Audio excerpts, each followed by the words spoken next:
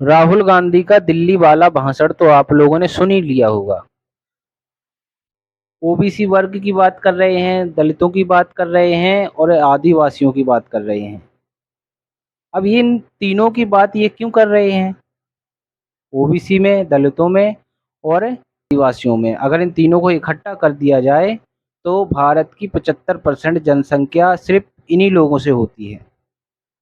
इसीलिए अब राहुल गांधी के दिमाग में एक कीड़ा घुस गया है कि अब हम ऐसे तो हम चुनाव जीतेंगे नहीं, इसलिए हमें ओबीसी वालों का और दलितों का और आदिवासियों का सहारा लेना चाहिए।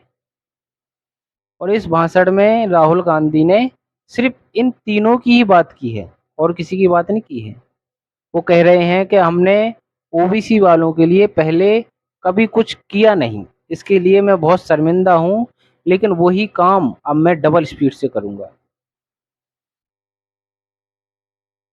और इनने कहा है कि भाई दलितों की परेशानी आसानी से समझ में आ जाती है, आदिवासियों की परेशानी आसानी से समझ में आ जाती है, लेकिन ओबीसी वर्ग वालों की समस्या इन्हें समझ नहीं आती है। इसीलिए ये अब तक 2004 से ये राजनीति कर रहे हैं और 2004 से आज आज 20-25 साल हो गए हैं, लेकिन इन्हें अभी तक ओबीसी वालों की समस्या समझ नहीं आई है।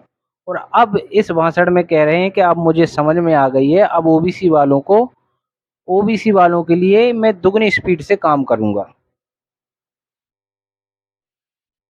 जैसे कि भाई इतने दिन से ये सो रहे हैं। ये सिर्फ और ये बातें क्यों कह रहे हैं? क्योंकि इनके पास अब इलेक्शन लड़ने का कोई मुद्दा नहीं बचा है, इसलिए अब ये ओबीसी वालों का, दलितों का और आदिवासियों का एक सहारा ले रहे हैं चुनाव के लिए।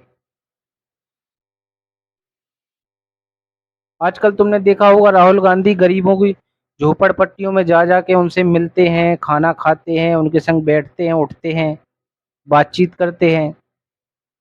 अपने आप को दिखा रहे हैं कि देखो हम कितने महान नेता हैं कि हम गरीबों के साथ खा रहे हैं, गरीबों के साथ उठ रहे हैं, गरीबों के साथ बैठ रहे हैं, गरीबों से हाथ मिला रहे हैं। हमें इन लोगों से कोई चीज़ का डर नहीं है, तो हमारी फैमिली है। ऐसा दिखा रहे हैं ताकि इन लोगों को ये लगे कि भाई राहुल गांधी से बढ़िया नेता शायद कोई हो ही नहीं सकता है। दरअसल मैं आपको बता दूं राहुल गांधी जी, ना तो आपने और ना ही कभी मोदी जी ने और ना ही आपकी कांग्रेस पार्टी ने और ना ही बीजेपी पार्टी ने कभी भी ना तो कभी आदिवासियों के लिए कुछ करा है और ना ही कभी दलितों के लिए कुछ किया है और ना ही कभी ओबीसी वालों के लिए कुछ किया है। अगर इन तीनों के लिए किसी ने कुछ किया है और इनके हक की लड़ाई अगर किसी ने लड़ी है तो वो हैं बाबा साहब भीमराव डॉक्टर अंबेडकर, जिन्होंने इन तीनों के अधिकार के लिए अपने बच्चे भूल गए थे, अपना सुख दुख भूल गए थे और इन तीनों की लड़ाई लड़ रहे थे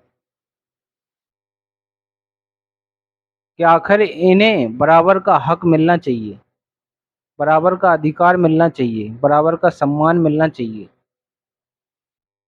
लेकिन आपकी सरकारों ने कभी इन लोगों की हक और सम्मान की बात नहीं की। सिर्फ आप लोग बात करते हो तब जब चुनाव का मुद्दा आता है, तब आपको गरीब दिखते हैं, उनकी गरीबी दिखती है और उनकी परेशानियां दिखती हैं।